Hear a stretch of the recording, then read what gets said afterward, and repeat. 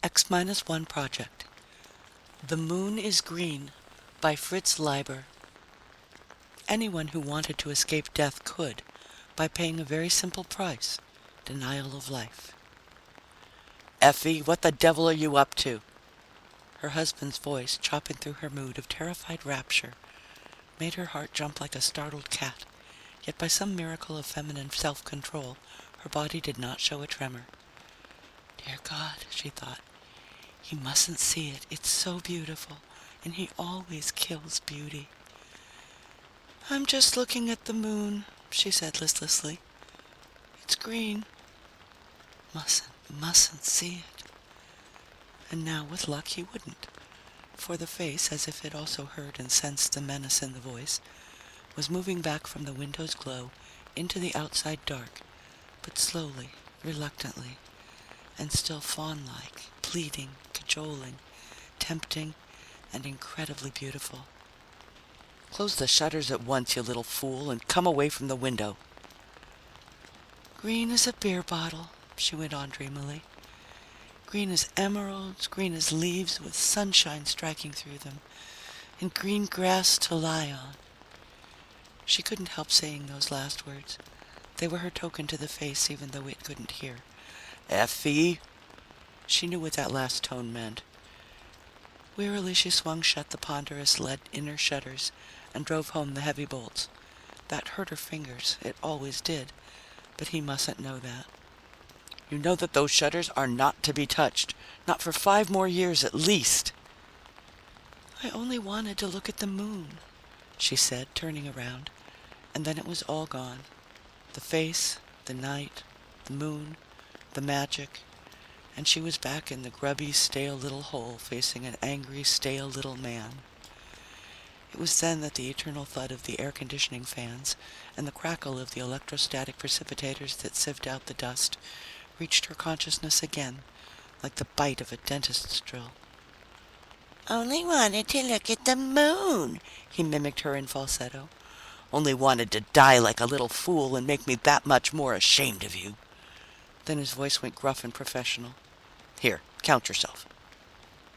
She silently took the Geiger counter he held at arm's length, waited until it settled down to a steady ticking slower than a clock, due only to cosmic rays and indicating nothing dangerous, and then began to comb her body with the instrument, first her head and shoulders, then out along her arms and back along their underside. There was something oddly voluptuous about her movements, although her features were gray and sagging. The ticking did not change its tempo until she came to her waist. Then it suddenly spurted, clicking faster and faster. Her husband gave an excited grunt, took a quick step forward, froze. She goggled for a moment in fear, then grinned foolishly, dug in the pocket of her grimy apron, and guiltily pulled out a wristwatch. He grabbed it as it dangled from her fingers, saw that it had a radium dial, cursed, heaved it up as if to smash it on the floor, but instead put it carefully on the table. "You imbecile! You incredible imbecile!" he softly chanted to himself through clenched teeth, with eyes half closed. She shrugged faintly, put the Geiger counter on the table, and stood there, slumped. He waited until the chanting had soothed his anger before speaking again. He said quietly, "I do suppose you still realize the sort of world you're living in?" She nodded slowly, staring at nothingness. Oh, she realized, all right, realized only too well. It was the world that hadn't realized. The world that had gone on stockpiling hydrogen bombs. The world that had put those bombs in cobalt shells, although it had promised it wouldn't, because the cobalt made them much more terrible and cost no more. The world that had started throwing those bombs, always telling itself that it hadn't thrown enough of them yet to make the air really dangerous with the deadly radioactive dust that came from the cobalt. Thrown them and kept on throwing them until the danger point, where air and ground would become fatal to all human life, was approached. Then, for about a month, the two great enemy groups had hesitated. And then each, unknown to the other, had decided it could risk one last gigantic and decisive attack without exceeding the danger point. It had been planned to strip off the cobalt cases, but someone forgot, and then there wasn't time. Besides, the military scientists of each group were confident that the lands of the other had got the most dust. The two attacks came within an hour of each other. After that, The fury. The fury of doomed men who think only of taking with them as many as possible of the enemy, and in this case, they hoped, all.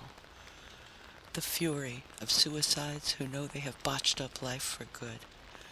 The fury of cocksure men who realize they have been outsmarted by fate, the enemy, and themselves, and know that they will never be able to improvise a defense when arraigned before the High Court of History, and whose unadmitted hope is that there will be no High Court of History left to arraign them. More cobalt bombs were dropped during the fury than in all the preceding years of the war. After the fury, the terror. Men and women with death sifting into their bones through their nostrils and skin, fighting for bare survival under a dust-hazed sky that played fantastic tricks with the light of sun and moon, like the dust from Krakatoa that drifted around the world for years. Cities, countryside, and air were alike poisoned, alive with deadly radiation. The only realistic chance for continued existence was to retire. For the 5 or 10 years the radiation would remain deadly, to some well-sealed and radiation-shielded place that must also be copiously supplied with food, water, power, and a means of air conditioning. Such places were prepared by the far-seeing, seized by the stronger, defended by them in turn against the desperate hordes of the dying, until there were no more of those. After that, only the waiting, the enduring, a mole's existence without beauty or tenderness, but with fear and guilt as constant companions. Never to see the sun, to walk among the trees, or even know if there were still trees. Oh yes, she realized what the world was like. You understand, too, I suppose, that we were allowed to reclaim this ground-level apartment only because the committee believed us to be responsible people, and because I've been making a damn good showing lately. Yes, Hank. I thought you were eager for privacy. You want to go back to the basement tenements? God, no. Anything rather than that fetid huddling, that shameless communal sprawl. And yet, was this so much better? The nearness to the surface was meaningless. It only tantalized, and the privacy magnified Hank. She shook her head dutifully and said, "No, Hank." Then why aren't you careful? I've told you a million times, Effie, that glass is no protection against the dust that's outside that window. The lead shutter must never be touched. If you make one single slip like that and it gets around, the committee will send us back to the lower levels without blinking an eye. And they'll think twice before trusting me with any important jobs. I'm sorry, Hank. Sorry? What's the good of being sorry? The only thing that counts is never to make a slip. Why the devil do you do such things, Effie? What drives you to it? She swallowed. It's just that it's so dreadful being cooped up like this, she said hesitatingly. Shut away from the sky and the sun. I'm just hungry for a little beauty. And do you suppose I'm not? He demanded. Don't you suppose I want to get outside too and be carefree and have a good time? But I'm not so damn selfish about it. I want my children to enjoy the sun and my children's children. Don't you see that that's the all-important thing? And that we have to behave like mature adults and make sacrifices for it? Yes, Hank.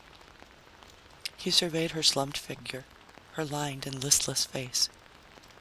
You're a fine one to talk about hunger for beauty, he told her. Then his voice grew softer, more deliberate. You haven't forgotten, have you, Effie, that until last month the committee was so concerned about your sterility that they were about to enter my name on the list of those waiting to be allotted a free woman? Very high on the list, too. She could nod even at that one, but not while looking at him. She turned away. She knew very well that the committee was justified in worrying about the birth rate. When the community finally moved back to the surface again, each additional healthy young person would be an asset, not only in the struggle for bare survival, but in the resumed war against communism which some of the committee members still counted on. It was natural that they should view a sterile woman with disfavor, and not only because of the waste of her husband's germplasm, but because sterility might indicate that she had suffered more than the average from radiation. In that case, if she did bear children later on, they would be more apt to carry a defective heredity, producing an undue number of monsters and freaks in future generations, and so contaminating the race. Of course she understood it. She could hardly remember the time when she didn't. Years ago? Centuries? There wasn't much difference in a place where time was endless. His lecture finished, her husband smiled and grew almost cheerful. Now that you're going to have a child, that's all in the background again. Do you know, Effie, that when I first came in, I had some very good news for you. I'm to become a member of the junior committee, and the announcement will be made at the banquet tonight. He cut short her mumbled congratulations. So brighten yourself up and put on your best dress. I want the other juniors to see what a handsome wife the new member has got. He paused. Well, get a move on. She spoke with difficulty, still not looking at him. I'm terribly sorry, Hank, but you'll have to go alone. I'm not well. He straightened up with an indignant jerk. There you go again. First that infantile, inexcusable business of the shutters, and now this. No feeling for my reputation at all.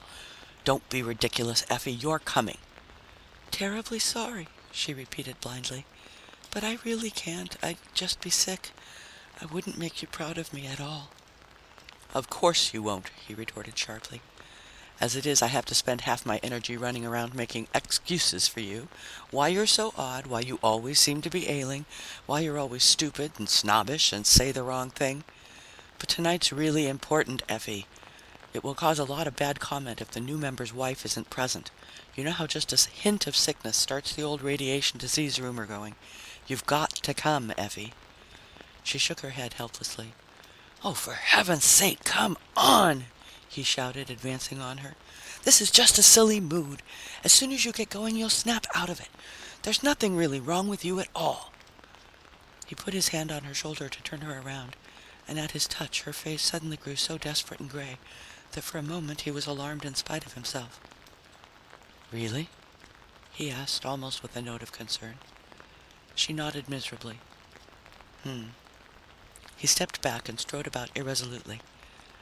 Well, of course, if that's the way it is. He checked himself and a sad smile crossed his face. So you don't care enough about your old husband's success to make one supreme effort in spite of feeling bad? Again, the helpless headshake. I just can't go out tonight under any circumstances. And her gaze stole toward the lead shutters. He was about to say something when he caught the direction of her gaze. His eyebrows jumped. For seconds he stared at her incredulously, as if some completely new and almost unbelievable possibility had popped into his mind. The look of incredulity slowly faded, to be replaced by a harder, more calculating expression. But when he spoke again, his voice was shockingly bright and kind. Well, it can't be helped naturally, and I certainly wouldn't want you to go if you weren't able to enjoy it, so you hop right into bed and get a good rest. I'll run over to the men's dorm to freshen up. No, really, I don't want you to have to make any effort at all. Incidentally, Jim Barnes isn't going to be able to come to the banquet either. Touch of the old flu, he tells me, of all things. He watched her closely as he mentioned the other man's name, but she didn't react noticeably. In fact, she hardly seemed to be hearing his chatter. I got a bit sharp with you, I'm afraid, Effie, he continued contritely. I'm sorry about that. I was excited about my new job, and I guess that was why things upset me. Made me feel let down when I found you weren't feeling as good as I was. Selfish of me. Now, you get into bed right away and get well. Don't worry about me a bit. I know you'd come if you possibly could, and I know you'll be thinking about me. Well, I must be off now. He started toward her as if to embrace her, then seemed to think better of it.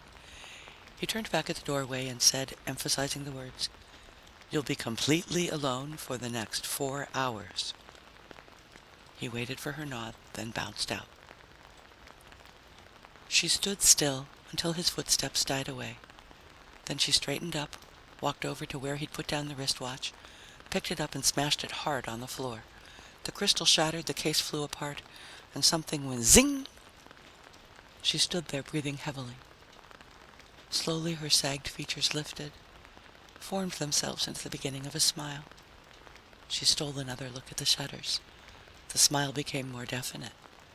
She felt her hair, wet her fingers, and ran them along her hairline and back over her ears. After wiping her hands on her apron, she took it off. She straightened her dress, lifted her head with a little flourish, and stepped smartly toward the window. Then her face went miserable again, and her steps slowed. No, it couldn't be. And it won't be, she told herself.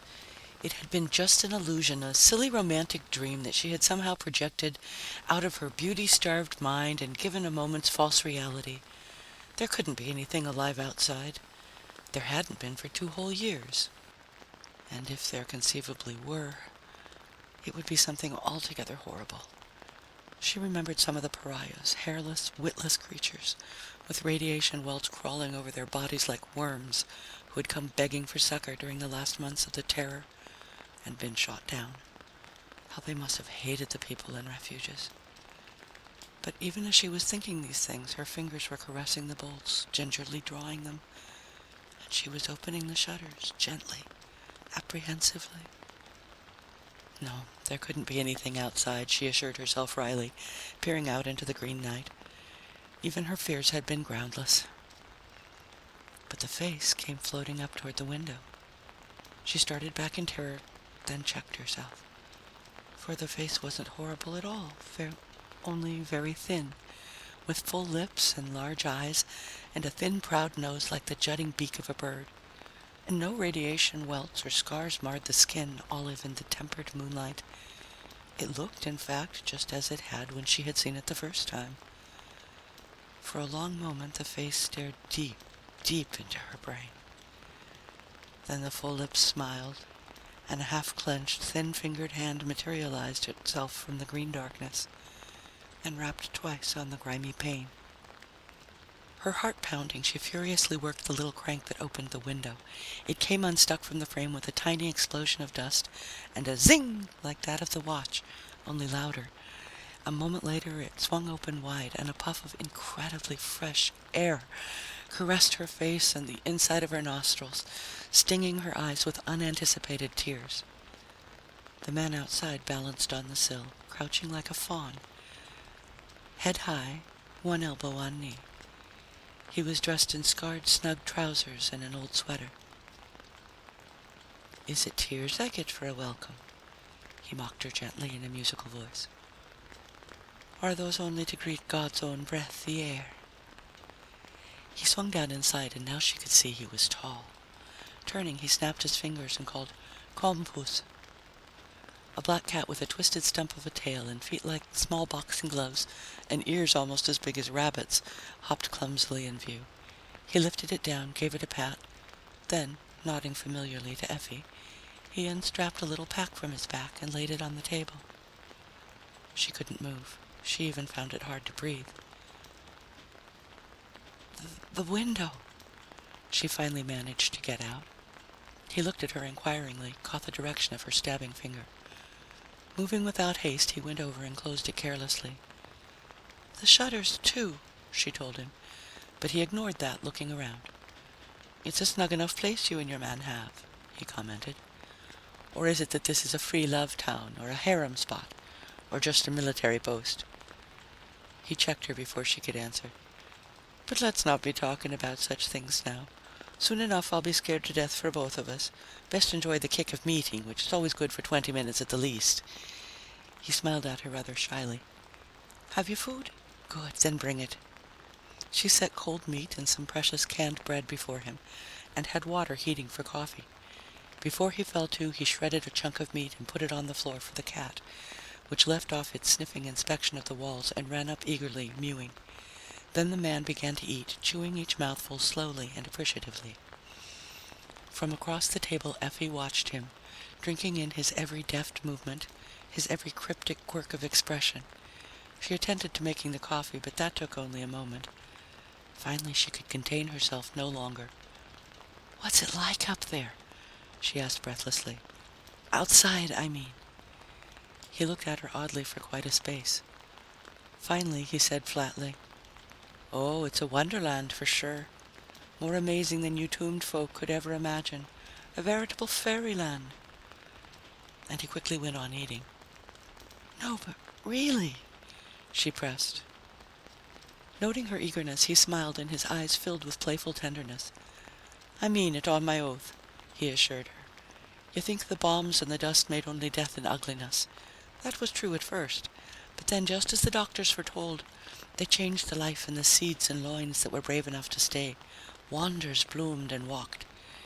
He broke off suddenly and asked, Do any of you ever venture outside? A few of the men are allowed to, she told him, for short trips in special protective suits, to hunt for canned food and fuels and batteries and things like that. Aye, and those blind-souled slugs would never see anything but what they're looking for, he said, nodding bitterly. They'd never see the garden where a dozen buds blossom where one did before, and the flowers have petals a yard across, with stingless bees big as sparrows gently supping their nectar. House cats grown spotted and huge as leopards, not little runts like Joe Louis here, stalk through those gardens, but they're gentle beasts, no more harmful than the rainbow-scaled snakes that glide round their paws, for the dust burned all the murder out of them, as it burned itself out. I've even made up a little poem about that. It starts, "Fire can hurt me, or water, or the weight of earth, but the dust is my friend." Ah, yes, and then the robins like cockatoos and squirrels like a princess's ermine, all under a treasure chest of sun and moon and stars that the dust's magic powder changes from ruby to emerald and sapphire and amethyst and back again. Oh, and then the new children. "You're telling the truth?" she interrupted him, her eyes brimming with tears. "You're not making it up?" "I am not," he assured her solemnly. "And if you could catch a glimpse of one of the new children, you'd never doubt me again. They have long limbs as brown as this coffee would be if it had lots of fresh cream in it, and smiling delicate faces, and the whitish teeth, and the finest hair. They're so nimble that I, a sprightly man and somewhat enlivened by the dust, feel like a cripple beside them. And their thoughts dance like flames and make me feel a very imbecile. Of course, they have 7 fingers on each hand and 8 toes on each foot, but they're the more beautiful for that. They have large pointed ears that the sun shines through. They play in the garden all day long, slipping among the great leaves and blooms, but they're so swift that you can hardly see them, unless one chooses to stand still and look at you. For that matter, you have to look a bit hard for all these things I'm telling you." "But is it true?" she pleaded. "Every word of it," he said, looking straight into her eyes. He put down his knife and fork. "What's your name?" he asked softly. "Mine's Patrick." "Effie," she told him. He shook his head. "That can't be," he said. Then his face brightened. "Euphemia!" he exclaimed. "That's what Effie is short for. Your name is Euphemia." As he said that, looking at her, she suddenly felt beautiful. He got up and came around the table and stretched out his hand toward her. "Euphemia," he began. "Yes," she answered huskily, shrinking from him a little, but looking up sideways and very flushed. "Don't either of you move," Hank said. The voice was flat and nasal because Hank was wearing a nose respirator that was just long enough to suggest an elephant's trunk. In his right hand was a large blue-black automatic pistol. They turned their faces to him. Patrick's was abruptly alert, shifty, but Effie's was still smiling tenderly, as if Hank could not break the spell of the magic garden and should be pitied for not knowing about it. "You little..." Hank began with an almost gleeful fury, calling her several shameful names. He spoke in short phrases, closing tight his unmasked mouth between them while he sucked in breath through the respirator. His voice rose in a crescendo. "And not with a man of the community, but a pariah! A pariah!" "I hardly know what you're thinking, man, but you're quite wrong." Patrick took the opportunity to put in, hurriedly, conciliatingly. "I just happened to be coming by hungry tonight, a lonely tramp, and knocked at the window. Your wife was a bit foolish, and let kind-heartedness get the better of prudence." "Don't think you pulled the wool over my eyes, Effie," Hank went on with a screechy laugh, disregarding the other man completely. "Don't think I don't know why you're suddenly going to have a child after 4 long years." At that moment, the cat came nosing up to his feet.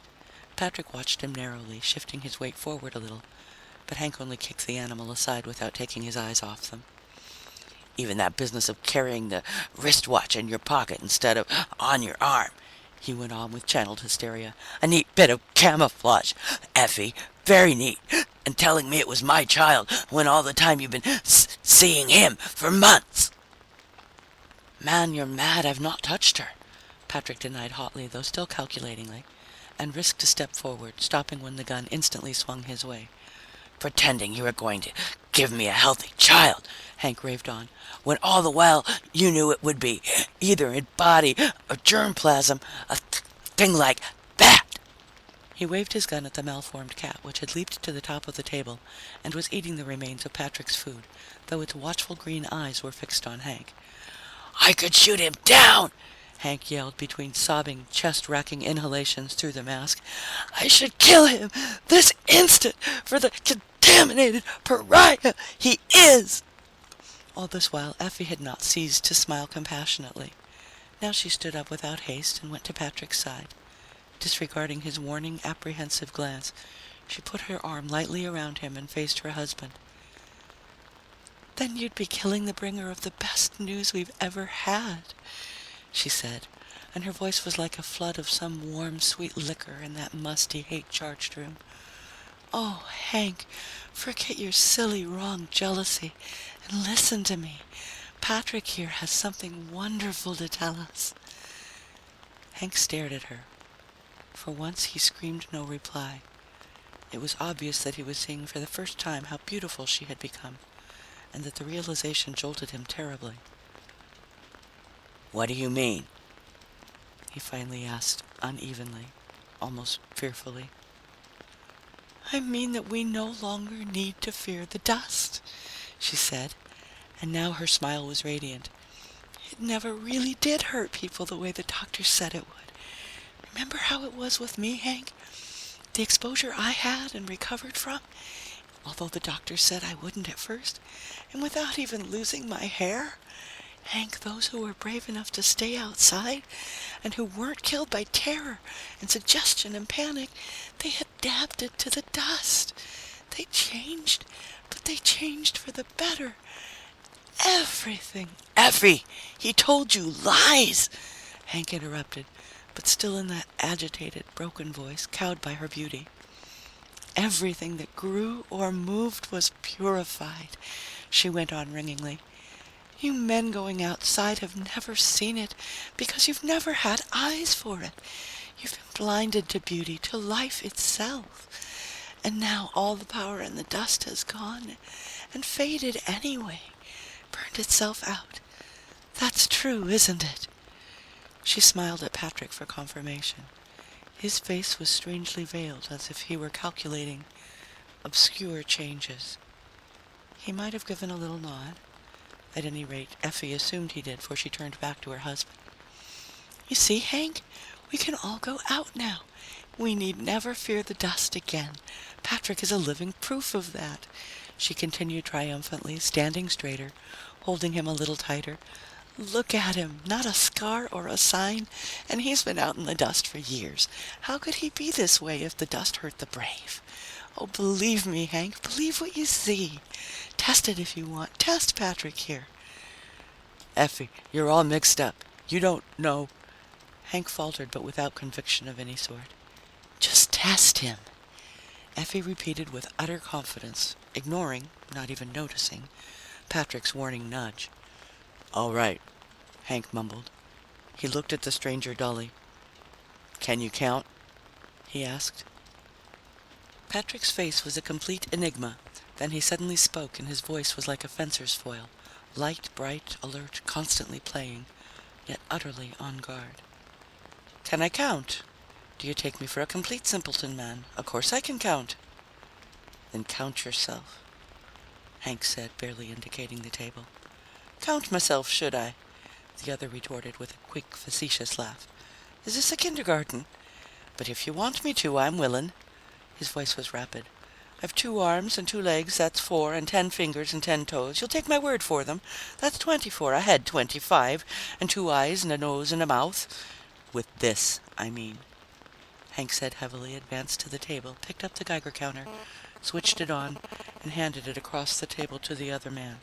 But while it was still an arm's length from Patrick, the clicks began to mount furiously, until they were like the chatter of a pygmy machine gun.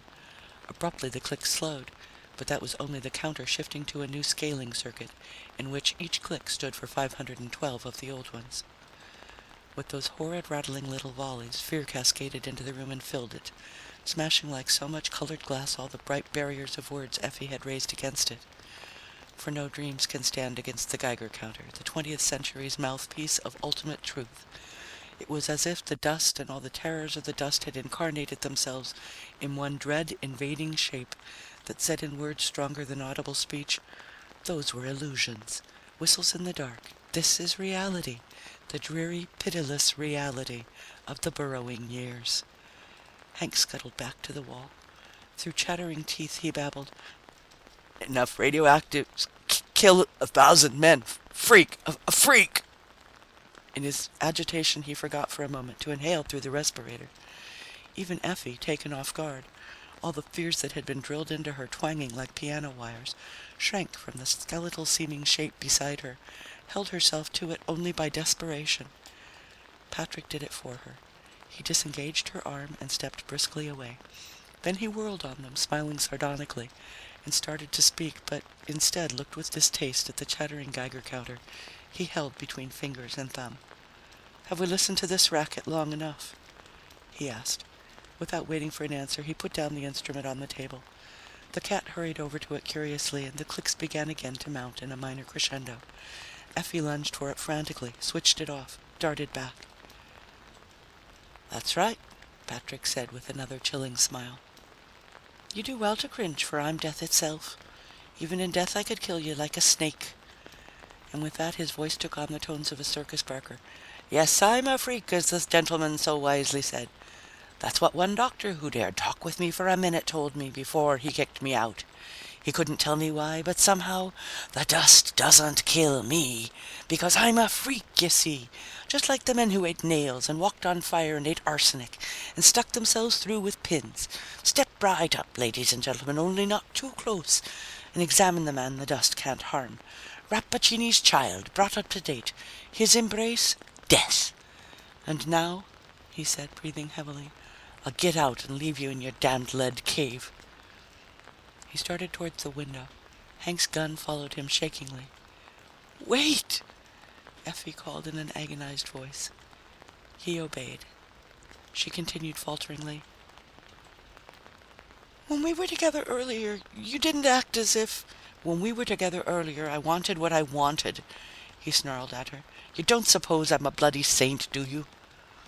"And all the beautiful things you told me?" "That," he said cruelly, "is just a line I've found that women fall for. They're all so bored and so starved for beauty, as they generally put it." Even the garden?" Her question was barely audible through the sobs that threatened to suffocate her. He looked at her, and perhaps his expression softened just a trifle. "What's outside," he said flatly, "is just a little worse than either of you can imagine." He tapped his temple. "The garden's all here." "You killed it," she wept. "You've killed it in me. You've both killed everything that's beautiful. But you're worse," she screamed at Patrick. "Because he only killed beauty once, but you brought it to life just so you could kill it again. Oh, I can't stand it. I won't stand it." And she began to scream. Patrick started toward her, but she broke off and whirled away from him to the window, her eyes crazy. "You've been lying to us," she cried. "The garden's there. I know it is. But you don't want to share it with anyone." No, Euphemia," Patrick protested anxiously. "It's hell out there, believe me. I wouldn't lie to you about it." "Wouldn't lie to me?" she mocked. "Are you afraid too?" With a sudden pull, she jerked open the window and stood before the blank green-tinged oblong of darkness that seemed to press into the room like a menacing, heavy, wind-urged curtain. At that, Hank cried out a shocked, pleading, "Effie!" She ignored him. "I can't be cooped up here any longer," she said, "and I won't now that I know. I'm going to the garden." Both men sprang at her, but they were too late. She leaped lightly to the sill, and by the time they had flung themselves against it, her footsteps were already hurrying off into the darkness. "Effie, come back! Come back!" Hank shouted after her desperately, no longer thinking to cringe from the man beside him, or how the gun was pointed. "I love you, Effie! Come back!" Patrick added his voice. "Come back, Euphemia. You'll be safe if you come back right away. Come back to your home." No answer to that at all. They both strained their eyes through the greenish murk. They could barely make out a shadowy figure about half a block down the near-black canyon of the dismal, dust-blown street, into which the greenish moonlight hardly reached. It seemed to them that the figure was scooping something up from the pavement and letting it sift down along its arms and over its bosom. "Go out and get her, man," Patrick urged the other. "For if I go out for her, I warn you, I won't bring her back. She said something about having stood the dust better than most, and that's enough for me." But Hank, chained by his painfully learned habits and by something else, could not move. And then a ghostly voice came whispering down the street, chanting, "Fire can hurt me, or water, or the weight of earth, but the dust is my friend." Patrick spared the other man one more look. Then, without a word, he vaulted up and ran off. Hank stood there. After perhaps a half-minute, he remembered to close his mouth when he inhaled. Finally, he was sure the street was empty. As he started to close the window, there was a little mew. He picked up the cat and gently put it outside.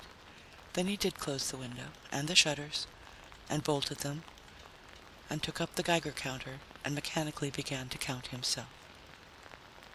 End of The Moon is Green by Fritz Leiber. Recording by Julie Carter.